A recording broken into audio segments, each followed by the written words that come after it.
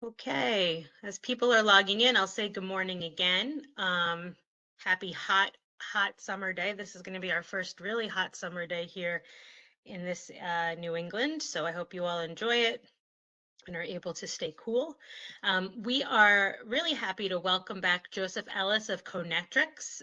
He is going to provide a webinar training regarding the NCUA's ACET, which stands for Automated Cybersecurity Evaluation Toolbox.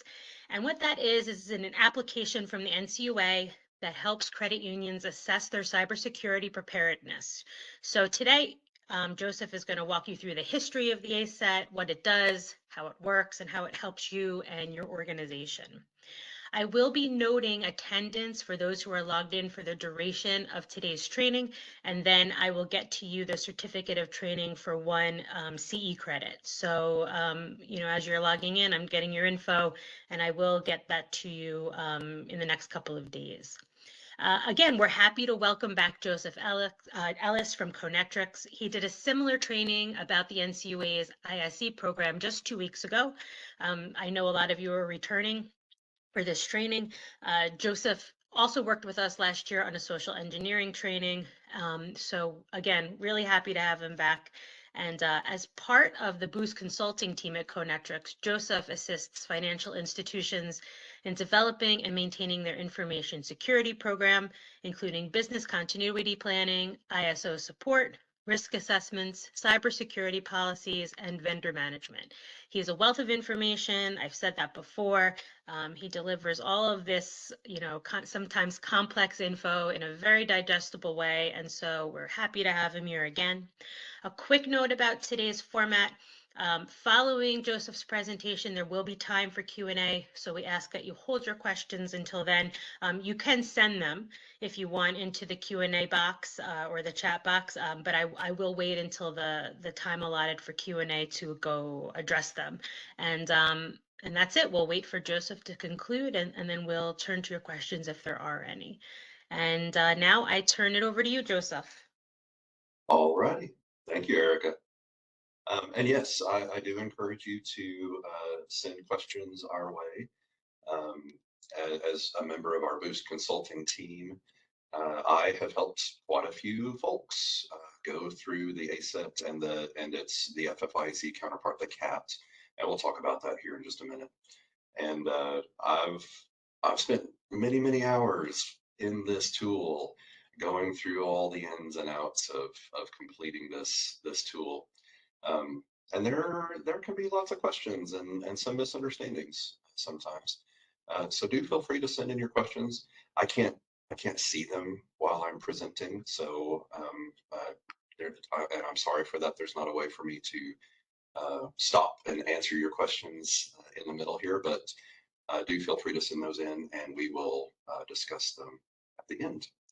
So let me turn on my presentation here and we'll get started. I think that should be working now. Yes, looks like it. So here we are talking about the ACET. We're going to take a closer look at the ACET. Last time we talked, as Erica had said, we discussed the ISE, the NCUA's ISE examination framework, and kind of compared it to the ACET. How is it different from the ACET? So today we're going to take a closer look at the ACET itself. As Erica said, my name is Joseph Ellis. I'm the manager for our Boost consulting team here at CoNetrix Security. And I have some certifications. Look, there they are. I don't know why we put those certifications on there like I'm going to read them to you or something like that. That would be silly. But just real quick, who we are. Our sort of tagline is that we are a family of technology companies. We're actually 4 companies underneath the CoNetrix umbrella, starting with accountingware, starting back in the 1970s. This company started by developing accounting software.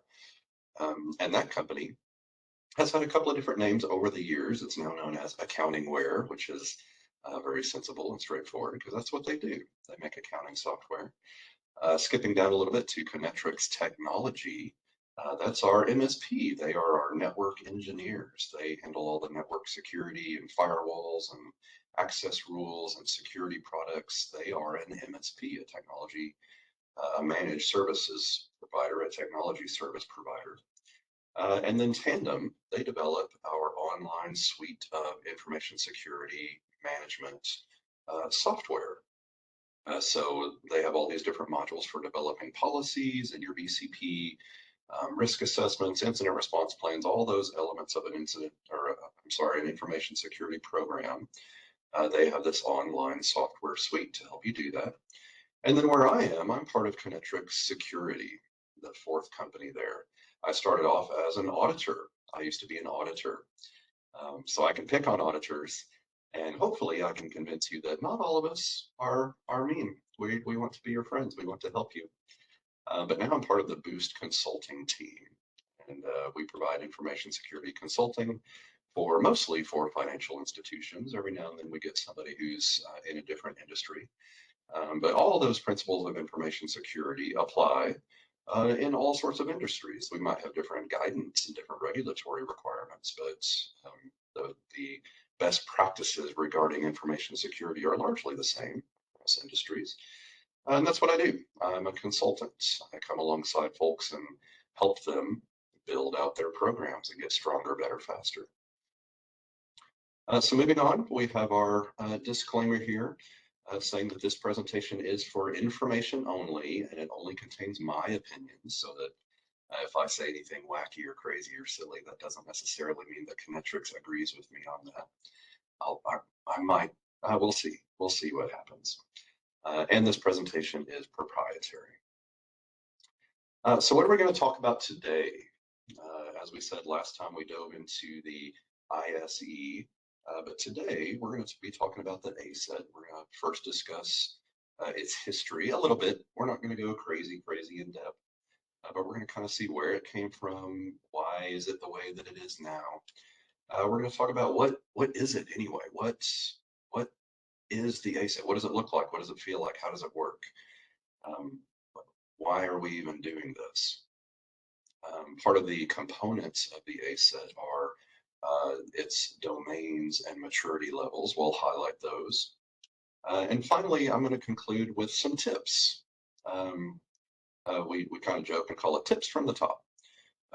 Tips from my experience in helping lots and lots of folks go through the ACET.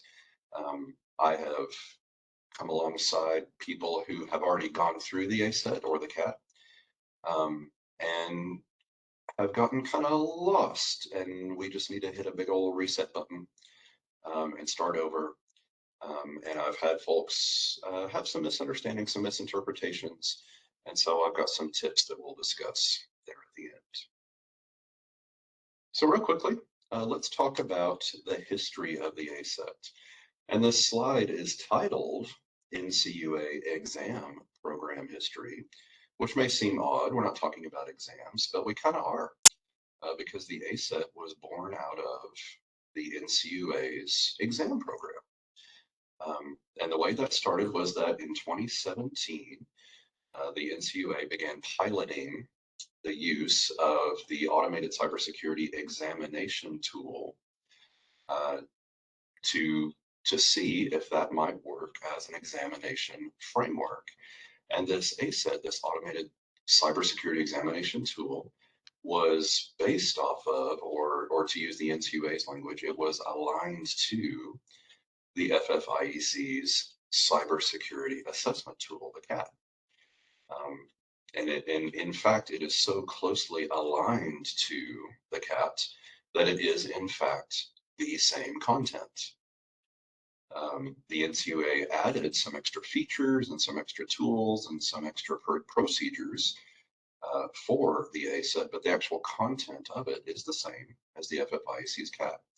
So in 2017, the NCUA began piloting the use of the ACET as an examination framework. And from 2018 through 2020, actually effectively used it as an examination framework. And that's what they called it, the automated cybersecurity examination tool. But in 2020, they suspended the use of the ACET as an examination tool.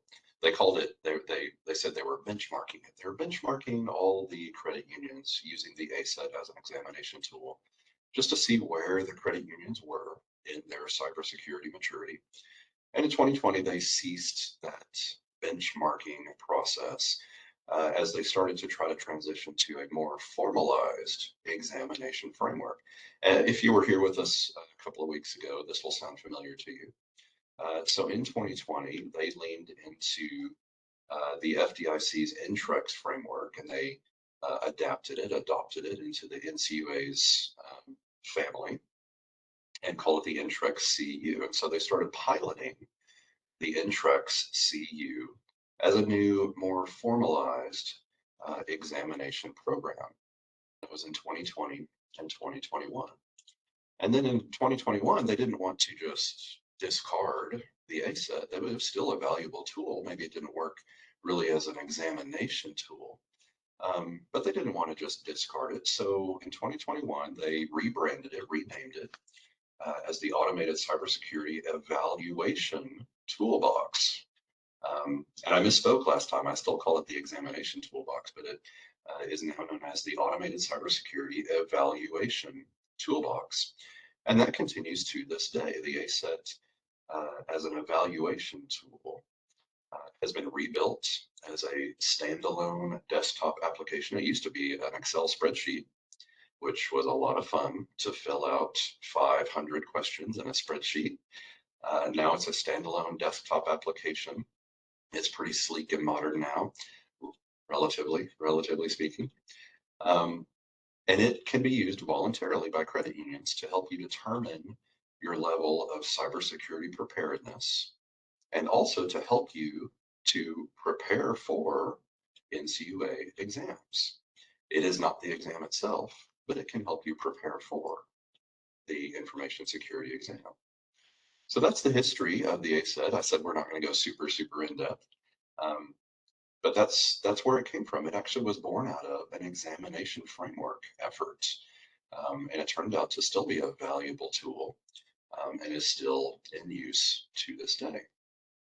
So what is the ACET anyway? We talk about this thing, and you may have used it yourself, you may not have.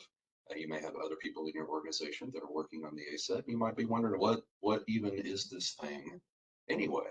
Well, I have a definition. Don't you love quoted definitions? But according to the NCUA, they have a really good page called ACET and Other Assessment Tools, which you can easily find out there. Just search for that, NCUA, ACET, and Other Assessment Tools. So according to the NCUA, the ACET, the Automated Cybersecurity Evaluation Toolbox, is a completely voluntary self-assessment tool that allows institutions of all sizes to easily determine and measure their own cybersecurity preparedness over time. So let's highlight a couple of key points, a few key points in this definition. First, let's call out the elephant in the room. The ACET is completely voluntary. According to the NCUA, the ACET is in fact completely voluntary. I'm sorry, that was silly.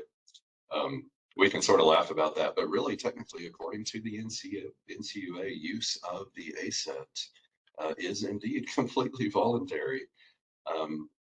That being said, even though they say the ACET is completely voluntary, I'm not going to do it again.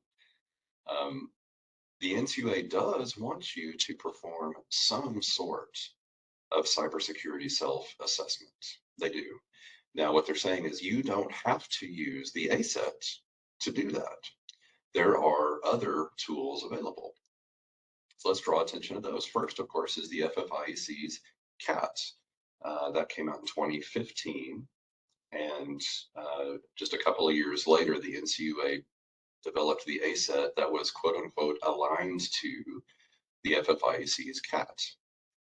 And as I said earlier, in fact, the content of the ACET, the actual declarative statements that make up the ACET, they mirror those of the CAT. It's the same content. But again, the ACET has some extra features, some extra things that have been bolted onto it for use in credit unions, but the content is the same as the CAT. And you can very easily go out there and use the FFIEC's CAT instead of the ACET. Some other tools that are actually named on this NCUA website, there are even more tools out there in the world, but on this particular page from the NCUA, they also highlight some resources from CISA, those being the Ransomware Readiness Assessment Tool, the RRA, as well as their Cyber Resilience Review Tool. I have not used those, but they are reputable tools that can be used. So when your examiners come to you and say, show me the results of your latest cybersecurity assessment, perhaps most likely you will have used the ACET. But I wanted to highlight the fact that there are other tools out there. And your examiner should be perfectly happy with you using one of those other tools. So next, let's get back to our definition and let's highlight the fact that the ACET allows institutions of all sizes to determine and measure their cybersecurity preparedness over time. Well, what does that mean, determine and measure? Are we getting tape measures out? Are we using thermometers? How are we doing this? Well, of course, measuring your cybersecurity preparedness is subjective. This is a subjective measure. It's subject to interpretation. It is subject to discussion. Now, granted, these declarative statements that we'll discuss here in a little bit, the declarative statements that make up the ACET, you're supposed to respond with either yes or no. Yes, we do that thing, or no, we don't. And there's some room, there's some wiggle room there where you can describe, well, we sort of do, let me tell you how we sort of do that. But essentially you're saying yes or no. And that can sound very black and white. That can sound very objective. But in my experience, and if you in fact work through the ACET on your own or with your team, you'll see that there's room for interpretation. And we'll talk about that here in a little while. And finally, I want to highlight the fact that this tool helps you measure your preparedness over time, meaning that this tool can help provide a snapshot of your current cybersecurity posture today. What do we look like today? Where are we today? It can provide you with that snapshot, but it can also provide you a roadmap for advancing or maturing your cybersecurity preparedness over time. That can be very valuable. It can be very valuable to see where you are today and to highlight just those few little things, those few little gaps that you have, that if you filled those gaps, if you implemented those controls, if you advanced in maturity in those one or two extra steps, that you could advance in maturity. It can help provide that roadmap over time. So if you've ever wondered, why do we have to do this? Why are we even talking about this ACET thing? Do we really have to do this? That's a question that I get asked pretty frequently. Do we really have to do this? Oh my goodness. Well, why? Why is this even a thing? Is this even helping us? Well, the answer is right here on the screen. It's as easy as this. It is voluntary. The use of this particular tool is voluntary. We do want you to do a cybersecurity preparedness assessment. We do want you to determine and measure that. And we want you to see how you're progressing over time. So why are we doing this? What is the ACET? What is it for? It's for this. It's to see where we are and where we're going. So how does the ACET do this? Well, let's highlight how the ACET is broken down into 5 domains. They break this down into 5 domains of maturity. And I've got them listed here on the screen, these 5 domains, as well as the declaratives, or the number of declarative statements that are included in each of these domains. We often call them questions. How many questions does the ACET contain? Well, none really, as far as maturity goes. They're all statements, technically. But this shows how many declarative statements are included in each of these domains. And seeing it put this way, seeing it displayed this way, we can see where the emphasis is being placed. Of course, first on cybersecurity controls, that's where we have most of our declarative statements. Of course, we want to see what sort of controls you have in place. I say we, the NCUA, your examiners, your auditors, they want to see what sort of controls you have in place in the realm of cybersecurity, as well as cyber incident management. So these 5 domains are in place to highlight the main areas of emphasis in a strong, robust, meaningful cybersecurity program. The first being cyber risk management and oversight.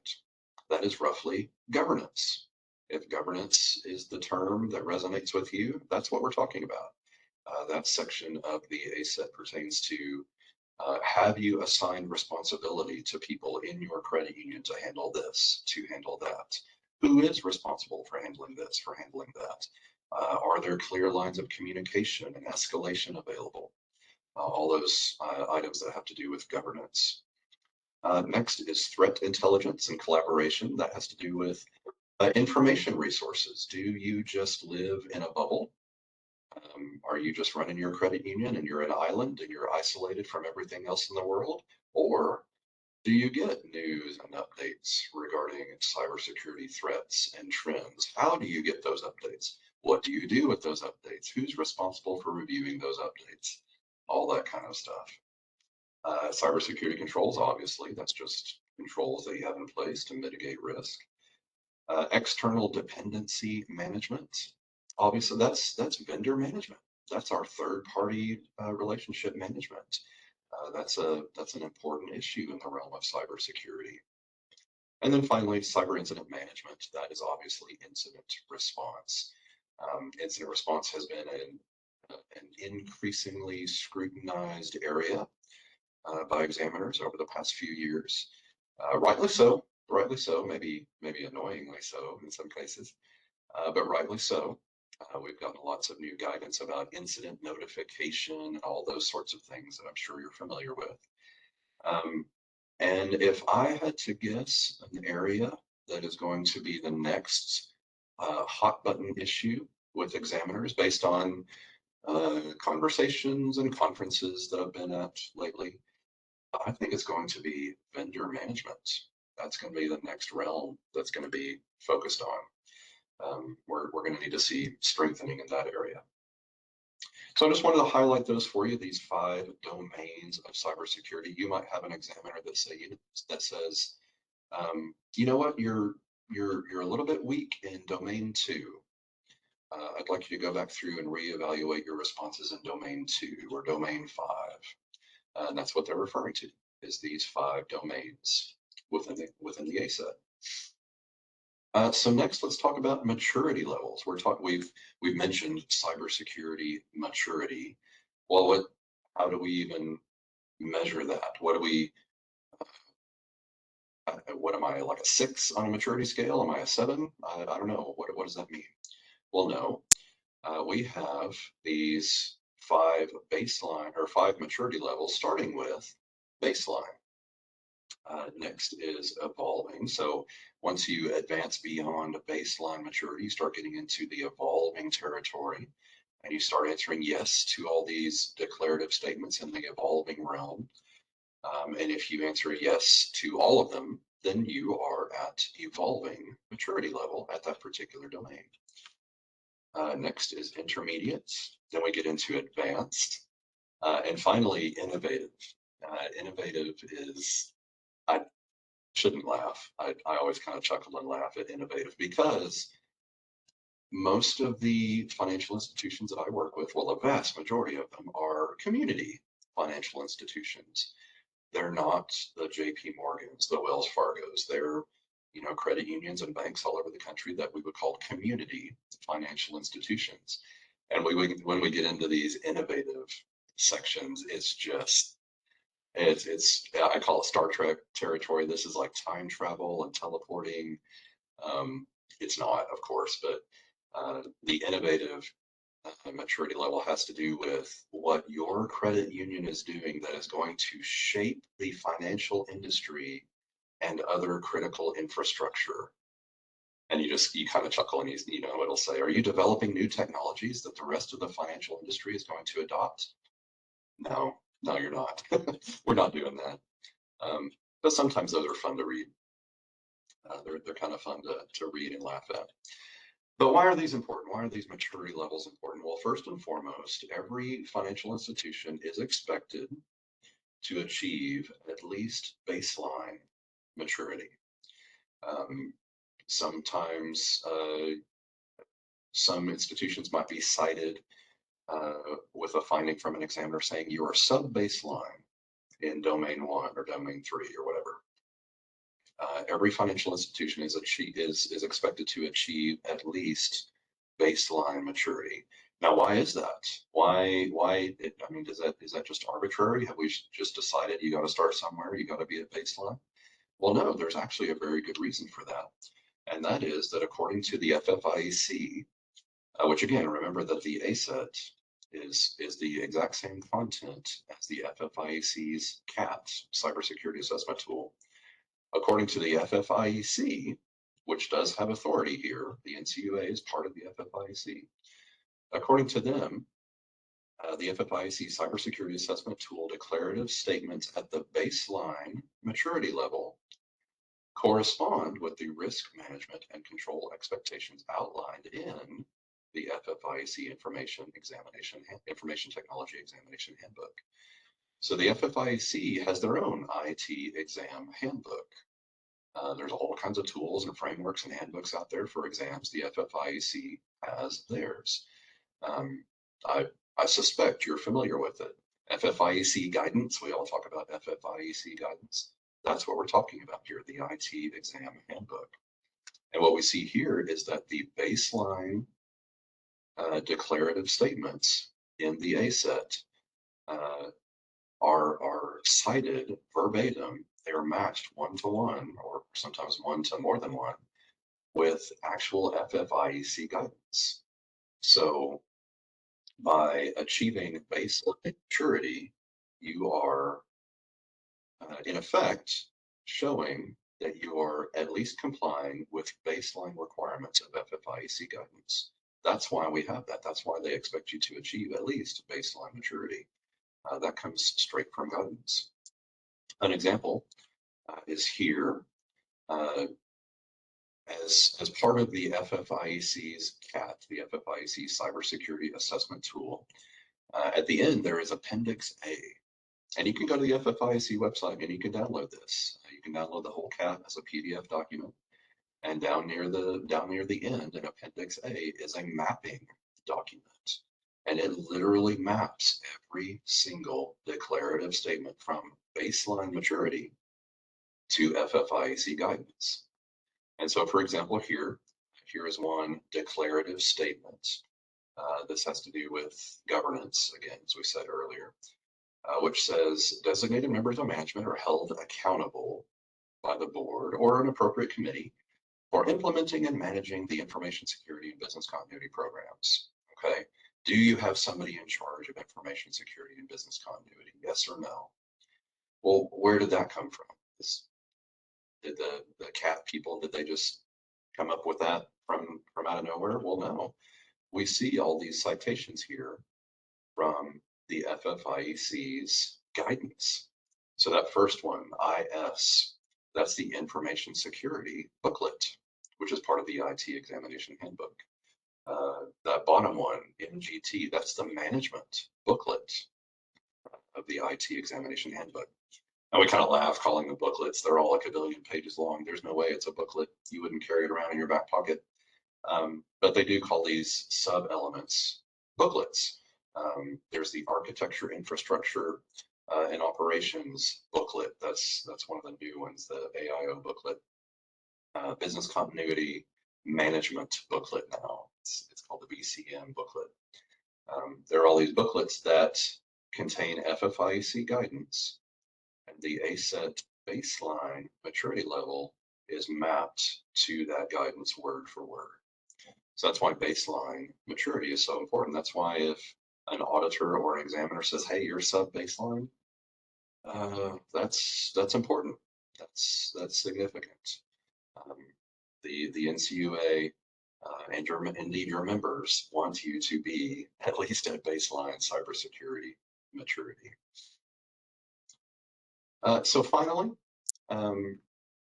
let's discuss some tips and tricks that I have gleaned, that I have come up with from years of helping folks with the ACET and the CAT. And in fact, my first consulting engagement, my first project with a Boost Consulting customer was going through, it was the FFIEC CAT, but that same content.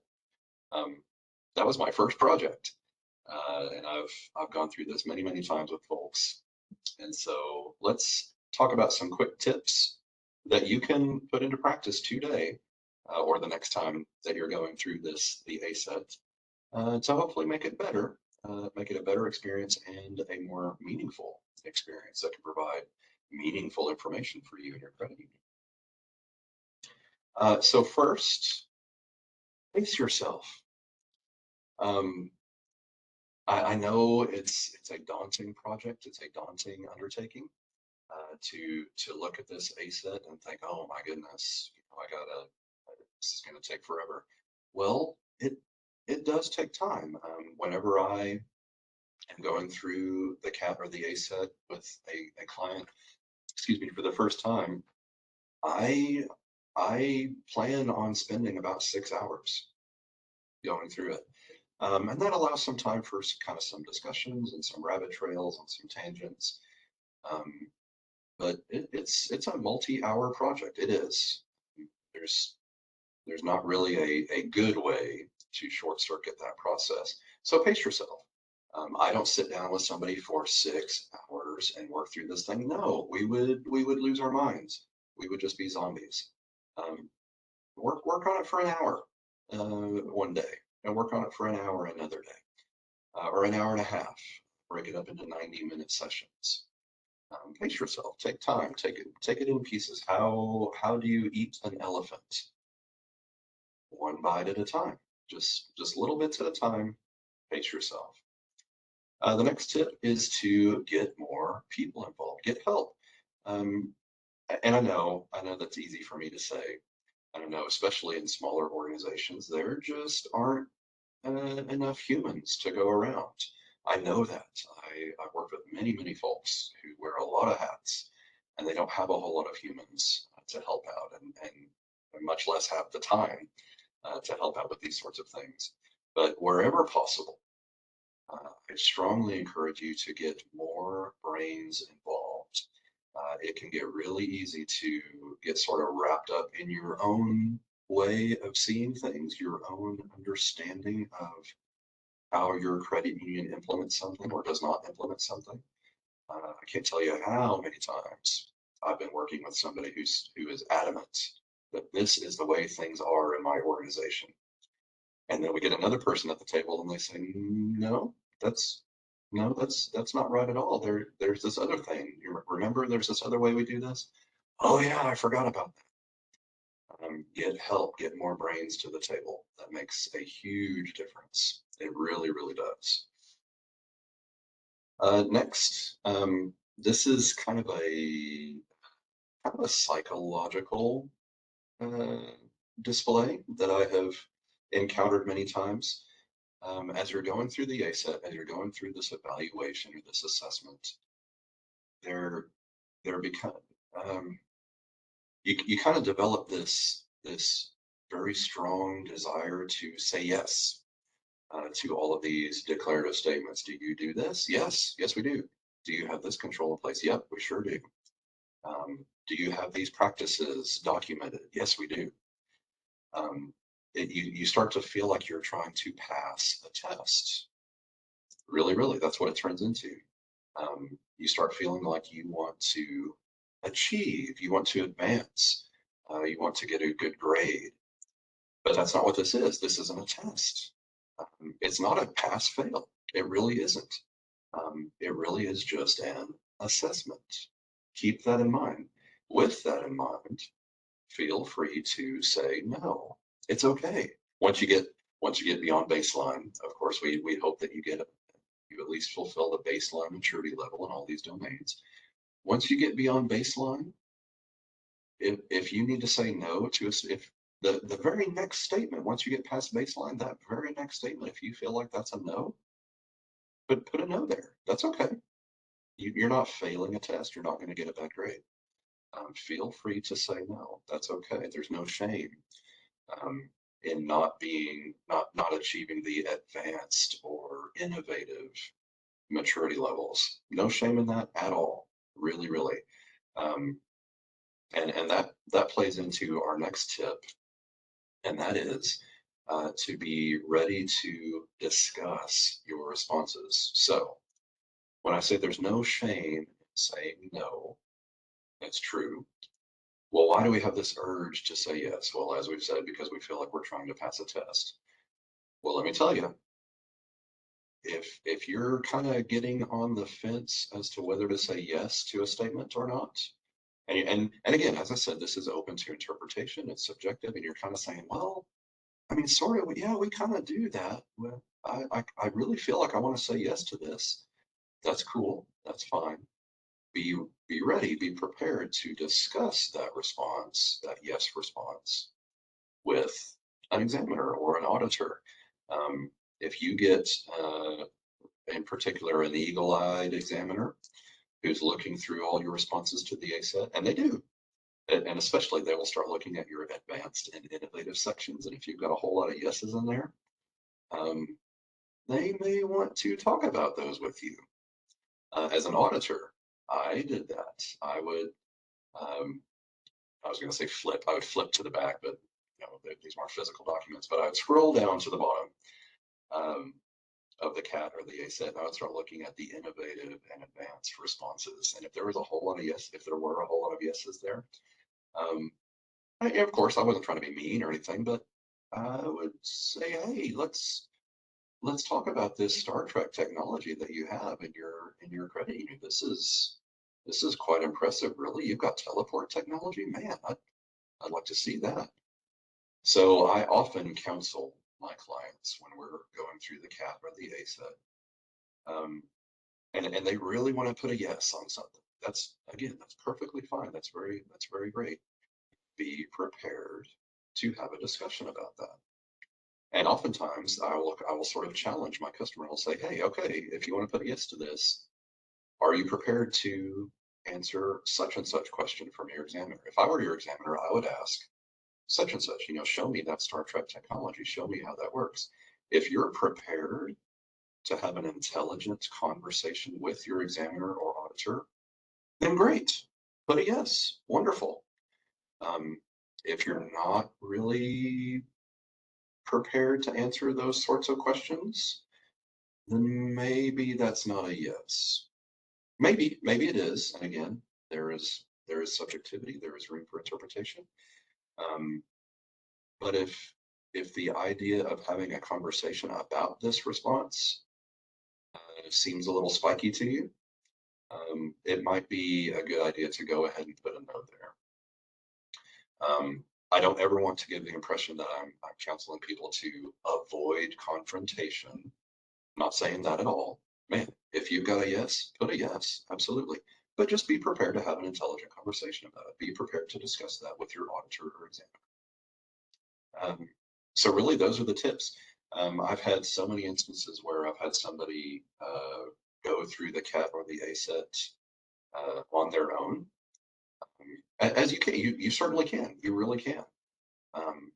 But going back to that first tip of pacing yourself, they will just set aside a whole day just to get through the thing. And by the end, their brain is just mush. And it shows. It shows in their responses. There have been many times that I've been brought in to help folks. They'll say, man, I don't want to do that again. Can you show me how to go through this CAT or this ACET? And we get into the advanced and innovative maturity levels, and they've got yeses all over the place. Yep. We do this, we do this, we do this, we do this. And I'll say, really? Are you really? the things that you're doing here in this community financial institution is influencing the rest of the financial sector. And we laugh and they say, I don't know what I was doing. I don't know. I couldn't think by that. That's true. That's right. So these tips are very important. Pace yourself, get other people involved, get other brains at the table. It's okay to say no. It's okay to say no to things once you get beyond that baseline maturity level. Hit the brakes, say no to something if you need to, and be ready to discuss those topics with your auditor or examiner. So that's it. That's the information that I have for us regarding the ACET. Of course, we can dive really, really deep into all the individual declarative statements, but speaking of turning our brains into mush, I think that would not be something that would be fun in this sort of a presentation. You can see those declarative statements for yourself the next time you go through the ACET. But I hope this has been helpful. I hope this has been a good overview of what the ACET is, what it does, where it came from, why do we even do this? What does this ACET do for us? And of course, I'll be happy to answer any questions that you may have at this point. Thank you, Joseph. Does anyone have any questions? I didn't see any coming in during, but if you do, this is the time to ask while Joseph is here. Yeah, we finished a little earlier than I anticipated. No, that's okay. Early is better than late. Everyone always, has something scheduled soon enough. So no problem at all. But anyone have any? Oh, here's a question coming in. Hang on one second. My answer is going to be somebody commented, I've been hearing this has been coming down the pike for years. Seems like it keeps getting punted. What has been as a requirement? Oh, as a requirement. Okay. Yeah, so I do have folks that are asked, they'll say, really, do I really have to do this? And we say, rightly so, well, according to the FFIEC, according to the NCUA, according to, all the whatever regulator you're under, of course, the NCUA here for this conversation. The answer is yes, it is required. They do require you to do a cybersecurity assessment. And as we said earlier, you don't necessarily have to use this ACET to do that cybersecurity assessment. But technically, yes, you are supposed to do an assessment using some kind of tool. Now, where the rubber meets the road, where real life kicks in, here, let me turn off the screen. We don't need to stare at this. Is that your examiner might not ask you about it. And maybe that's where this question is coming from, is that I've heard for years that this is required, but my examiner has never asked me for my most recent cybersecurity assessment. That happens. And that is a big letdown after you spent 6 or 8 hours going through this assessment, I know. But as a consultant, when people ask me this question, do I really have to do this? I would strongly advise you to do it. Yep. First of all, it's good for you. It is good for you and your organization. It really is. It helps you identify where you're strong, where you're weak, what even is expected of us within the realm of cybersecurity. It's a valuable thing. It takes time. It's kind of tedious, or maybe it's extremely tedious. But it is valuable. It does provide value. It is an important tool. It is an important exercise for you and your organization. Your examiner might not ask about it. And you say, I did all this work. I want to show you. Of course, I don't have any control over that, and neither do you. But if you feel like this has been coming down the pike for a long time, you've been hearing that it's going to be required, but it doesn't seem to be, it is required. Maybe you just haven't been burdened with that yet. But I would strongly encourage you to set aside time to go through that ACET once a year. Include it in your annual presentation to your board. That's valuable information for your board to have. They need to know about your cybersecurity maturity. And some boards like to see growth and improvement in that maturity over time. And then when your examiner does in fact ask for your most recent cybersecurity assessment, you'll be able to proudly slap that thing down there on the table and say, here you go. He said that he appreciates the insight. He heard that asset size plays a role. I was a credit union that was just around 1 billion, then a smaller one. It didn't even come up in the exam, just sharing. And he thanked you very much for the presentation. Well, thank you. Those are kind words. And yes, that is the case too. Asset size has a big thing to plays a big part in the level of scrutiny that you'll experience. There are concrete thresholds in varying areas of regulation, especially at the $1 billion mark. In fact, I have a client who barely stuck their toe over the $1 billion threshold, and quickly sold assets to get back down under $1 billion because they weren't prepared for and didn't want to endure that increased scrutiny that came from that $1 billion threshold. You might also see that at 500 million and even 250 million. And that makes sense. Of course, regulators are going to see that you're growing, you're having a greater influence, you've got more members, you're involved with a lot more things. Yeah, we are. We're going to scrutinize you more closely. And so, especially once you get to that $1 billion mark, I would be really surprised if your examiners did not ask you about your most recent cybersecurity assessment. It may happen. That would be surprising to me. Thank you. And anyone else? Any comments or any questions from anyone else? Okay, well, again, Joseph, thanks so much for being here. You always have a lot of interesting information. Like I said, it's always very digestible and approachable, and we really appreciate you sharing your insight about this.